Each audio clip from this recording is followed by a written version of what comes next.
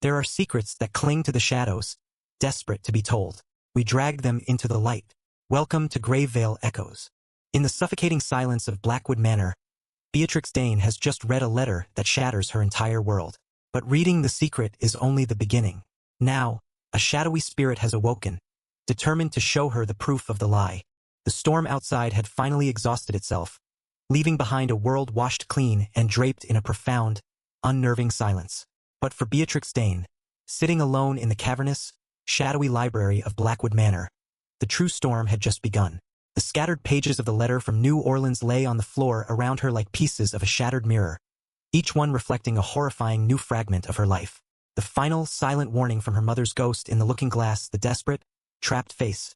The silent scream of that one terrible word had been the lightning strike that set her world on fire. The foundations of her existence had been utterly demolished. Her entire life, every memory, every feeling of loneliness and isolation, had been built upon a carefully constructed fiction. Her mother had not been a fragile flower who had wilted and died. She had been a prisoner. The Dane curse was not some mystical, ancient hex passed down through the bloodline. It was a lie, a convenient and terrifyingly cruel story crafted to conceal a crime. The ghost in the mirror had not been a warning of a supernatural fate. It had been a desperate cry for help from a woman whose real, physical imprisonment had been so absolute that her very soul had become trapped. A cold, hard fury began to burn through the layers of her shock and fear. It was a rage directed at her father, at the generations of Danes before him, at the very stones of the house that had served as her mother's prison. He had not been protecting her from a painful truth. He had been actively perpetuating the lie that had destroyed her mother, a lie he was now grooming Beatrix to inherit. His fear, which she had momentarily pitied, now seemed monstrous, a cowardly complicity in a terrible, ongoing crime. The house itself felt different now. The heavy, oppressive silence that had defined her entire life was no longer a simple absence of sound. Before, it had been a melancholic silence, the quiet of a house in mourning. Now it felt like the silence of a held breath. It was a watchful, waiting, and deeply intelligent silence. It was the silence of a predator. As she sat there, the chilling words from the letter and the horrifying image from the mirror replaying in her mind, she felt the very atmosphere of the manor shift. It was as if her discovery, her newfound knowledge, had acted as a key, unlocking something ancient and dormant within the house. A presence that had been sleeping was now awake, and it was aware of her. She had always perceived the house as a sort of gentle, if gloomy, prison, a place of rules and restrictions, but one that was ultimately passive. Now, she saw it for what it truly was, an active participant in her mother's tragedy, a co-conspirator. It was a fortress designed not to keep intruders out, but to keep its victims in. The thick stone walls were not for protection. They were for containment. The heavy oak doors were not for security. They were the bars of a cage. The long, winding corridors were not just hallways. They were a confusing maze designed to disorient and trap. She looked around the library, her eyes seeing it with a new, terrifying clarity. The towering shelves of books, which had once been her only friends, now seemed to loom over her like silent, judgmental monoliths. They were filled with the stories of other people, but what stories did the house itself hold? What secrets were hidden in its architecture, behind its paneled walls and beneath its creaking floorboards? The very air felt heavy, charged with the residue of her mother's despair, with years of silent screams and unshed tears. A sudden chill swept through the room, making the fine hairs on her arms stand on end. She looked towards the fireplace, but the embers had long since died, leaving only a pile of gray ash. This was the same unnatural cold she had felt in her bedroom just before the ghost had appeared in the mirror. It was a cold that signaled a shift in reality, a thinning of the veil. She stood up, her body trembling slightly, and began to pace the length of the vast library. She felt a desperate, restless energy, a need to do something, but she was a prisoner with no knowledge of her own jailer. Her gaze kept drifting to the tall, arched windows. Outside, the moon had emerged from behind the retreating storm clouds, and it cast a pale, spectral light onto the manicured lawns. The world outside seemed peaceful, free. It was a world she had never truly been a part of. With every step she took, the feeling of being watched intensified. It was a heavy, palpable pressure on her back, a prickling sensation on her skin. She spun around, her eyes darting into the deep, inky shadows that pooled in the corners of the room and between the towering bookshelves. She saw nothing but the familiar gloom, but the feeling was undeniable. She was not alone in the room. The house, now that its secret was known to her, was beginning to reveal its other inhabitants. The layout of the manor suddenly took on a new, sinister significance in her mind. Her own rooms were in the east wing. Her father's chambers, the master suite, were in the west wing. A vast, echoing central hall and the grand staircase separated them. They lived in the same house, but they were worlds apart. She realized now that this, too, was by design. It was a strategy of isolation. He had kept her contained, far away from the part of the house that held the most dangerous secrets, the rooms where her mother had lived and suffered. The thought of her mother's rooms, a part of the house she had been forbidden to even approach her entire life, became an obsession. The truth was there. She knew it. The ghost in the mirror had been a plea, a cry for help. But this new presence she felt in the library, this cold, watchful intelligence, felt different. It did not feel sorrowful. It felt purposeful. It felt ancient and powerful, and it was focused entirely on her. She was no longer the lonely, passive girl who read books and dreamed of another life. The revelations of the past hour had forged a new resolve in her, a hard, angry determination. She would not be the next victim. She would not fade away into a mirror. She would not let her mother's story end in a silent, ghostly scream. She would uncover the truth no matter the cost. She would tear down the walls of silence her father had built, and she would expose the crime that lay at the heart of the Dane family's legacy. She took a deep breath, her decision made. She would go to the West Wing. She would confront her father. She would demand to see her mother's rooms. She turned towards the library door, a new fire in her eyes. But as she did, the cold in the room intensified, and a deep shadow in the far corner of the room seemed to detach itself from the wall and take on a new, more definite shape. She froze, her hand on the doorknob. The house was not going to let her leave. Not yet. It had something it needed to show her first. The awakened presence was about to make its move, and her terrifying education in the true nature of Blackwood Manor was only just beginning. Beatrix stood with her hand on the cold brass doorknob of the library, her heart hammering with a newfound, angry resolve.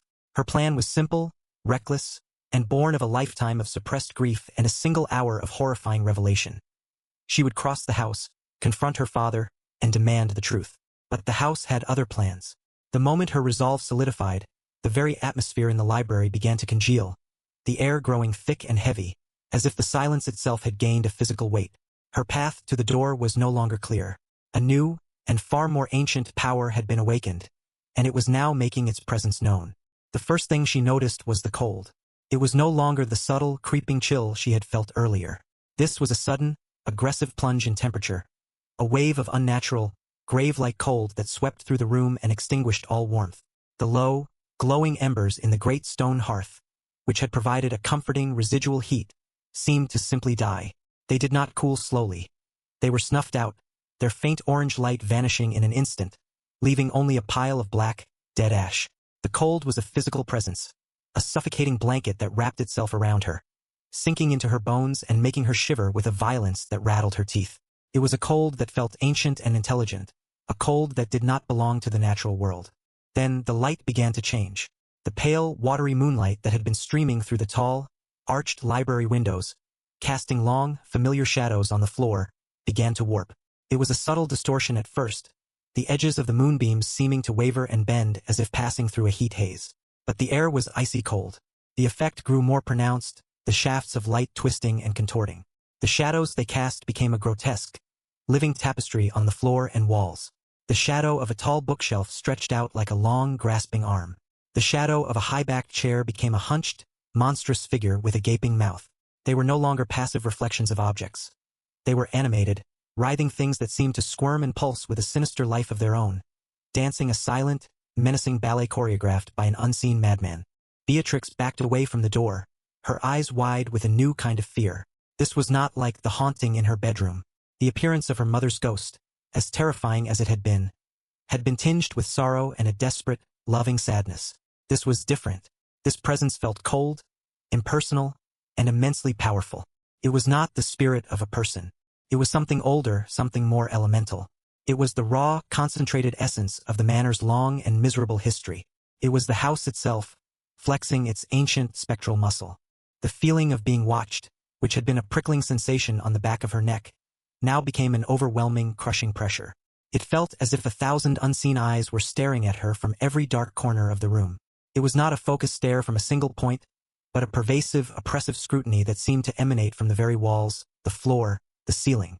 It was the attention of the house itself, And in that gaze, Beatrix felt utterly small, utterly powerless.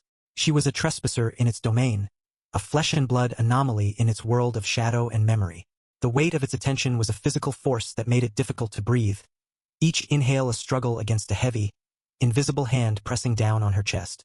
She stood frozen in the center of the room, her escape plan forgotten, her world shrinking to the confines of the terrifying library. Her gaze swept frantically from one dark corner to the next, searching for the source of this malevolent energy. And then she saw it. In the deepest, darkest corner of the library, a space between two towering bookshelves that the moonlight had never touched, a patch of shadow was beginning to move. It was not a shadow being cast by an object.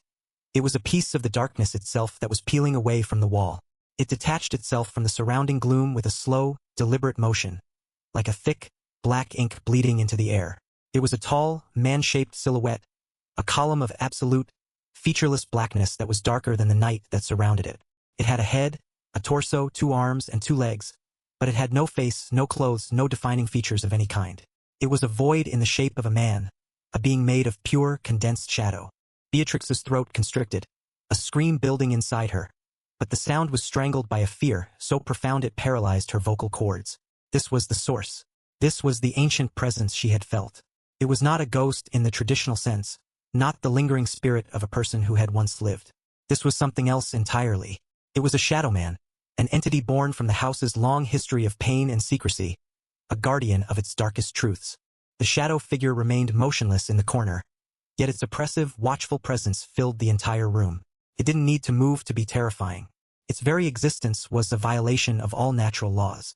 Beatrix stared at it, her mind unable to fully process the sight. She felt a strange, dual sensation.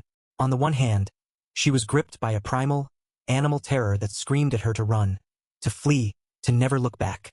On the other hand, she felt a strange, inexplicable sense of purpose emanating from the creature. It was not here to harm her. Not directly.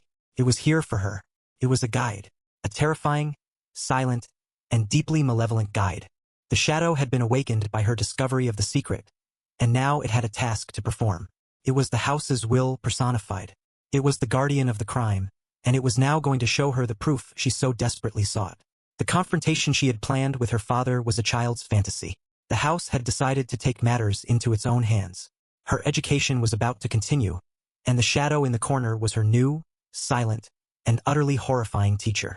It stood there, a patient, dark, and terrible power, waiting for her to understand that she was no longer in control of her own destiny.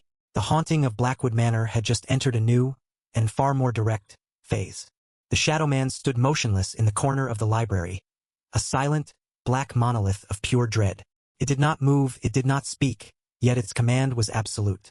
The resolve Beatrix had felt just moments before her plan to confront her father, to storm the West Wing, evaporated like mist in the face of this ancient, overwhelming presence.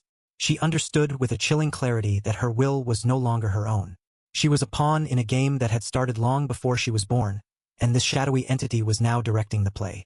Her hand fell away from the library doorknob, and then, as if in response to her surrender, the doorknob began to turn on its own. The movement was slow, deliberate, the brass turning with a series of soft, metallic clicks that were unnervingly loud in the silent room. The heavy oak door, which she had firmly closed, swung inward with a low, groaning creak, opening a path into the dark, waiting hallway. It was a clear, unmistakable invitation, a command to leave the relative safety of the library and step into the deeper, more dangerous territory of the house. Beatrix remained frozen, her feet feeling as if they were nailed to the floor. She did not want to go. She wanted to huddle in the corner, to make herself small, to wait for the morning light. But then she felt a new sensation. It was a gentle, yet irresistible pressure on her back. It was not a hand. There was no physical touch. It was a current of force, an invisible psychic nudge that was both soft and immensely powerful. It was the will of the house of the shadow, compelling her to move. The force did not hurt her. It simply guided her, urging her forward, one step at a time, towards the open doorway. There was no fighting it. To resist was as futile as trying to hold back the tide. With a small, defeated sob, she allowed the unseen force to guide her. She walked like a puppet on a string, her movements stiff and jerky, out of the library and into the cavernous central hall of the manor. The Shadow Man did not follow her from the library. It did not need to. Its presence was everywhere now. A palpable, cold intelligence that filled every dark corner of the house. She was in its domain, and it was leading her on a guided tour of its horrors.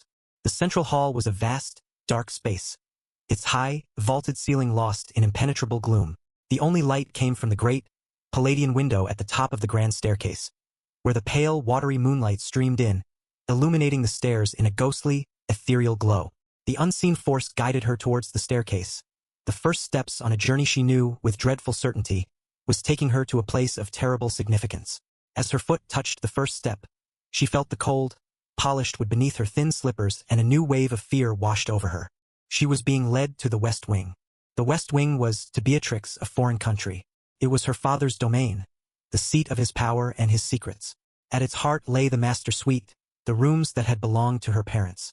Since she was a small child, she had been implicitly, and sometimes explicitly, forbidden from ever setting foot in that part of the house. It was a place of mystery and dread, the epicenter of the family's unspoken tragedy.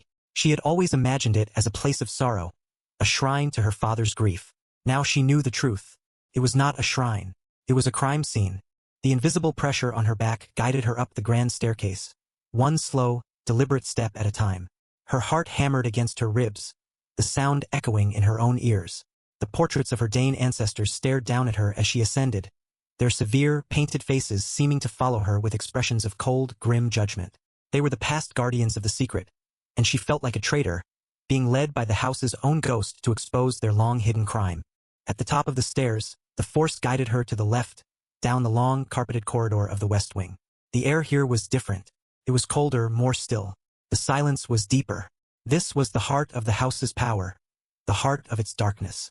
The corridor was lined with closed doors, each one a potential secret, a potential horror. But the force guided her past them all, towards the very end of the hall, to the large, imposing double doors of the master suite. The doors were closed. The invisible force nudged her forward until she was standing directly before them. For a moment, nothing happened. Then, with a soft click, the latch on the right-hand door lifted on its own, and the door swung silently inward, opening a path into the forbidden room. Beatrix hesitated on the threshold, a fresh wave of terror and revulsion washing over her. This was her mother's room, her mother's prison, the last place she had known before she had fled, or vanished. To step inside felt like a profound and terrible violation. But the insistent, gentle pressure on her back gave her no choice. She took a step, and then another, crossing the threshold from the hallway into the Chamber of Secrets. The room was vast and filled with an oppressive, heavy silence. The furniture was massive and dark, hulking shapes in the gloom. The moonlight that should have flooded the room from the large bay windows was completely blocked. A single, heavy curtain, made of a deep crimson velvet, had been drawn across the entire far wall, stretching from floor to ceiling and from one corner to the other. The fabric was so thick and dense that it seemed to not just block the light, but to absorb all sound and energy. It hung in heavy, somber folds, a great, red veil that concealed a significant portion of the room. The effect was deeply claustrophobic, as if the room itself were holding its breath behind the fabric. And the shadow was here. It was no longer in the library. It had transported itself, or perhaps it had always been here, waiting.